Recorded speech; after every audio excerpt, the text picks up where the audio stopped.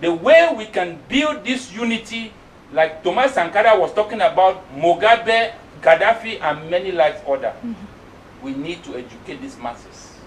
We need to increase the volume of their understanding, to understand what really is happening in Africa. Do you know that as long as the presence of the multinationals are in Africa, Africans are tuned to go into what I call voluntary slavery.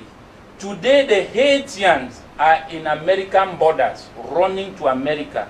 Where are Americans running to? They are running to Africa. That is what I'm talking about. As long as they destabilize Africa, Africans will run into what I call voluntary slavery, and they will begin to give in their human resources, while their natural resources are equally exploited.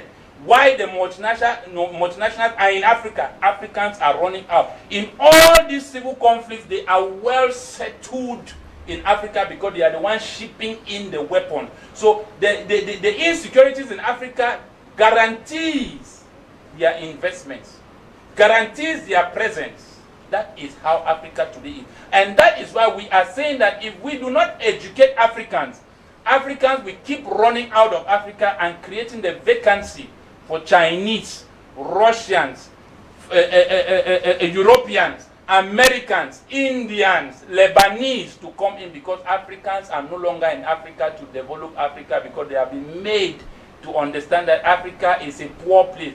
When yet the office of the World Bank and the IMF was taken to Washington, D.C., but where the money or the resources are is in Africa. The resources are in Africa, and then the office is in Washington, D.C. The West takes from Africa, America takes from Africa, UK takes from Africa, China from Africa, Russia from Africa, France from Africa, and then the Africans are running to Europe. So we need to educate our people so that they can start coming back to Africa, not running out of Africa. Because this is all biblical principle. As long as the 10 nations occupied Canaan, the children of Israel went into voluntary slavery in Egypt. Not because the Egyptians took them as slaves, but because foreigners had occupied their land. So this is what is happening in Africa.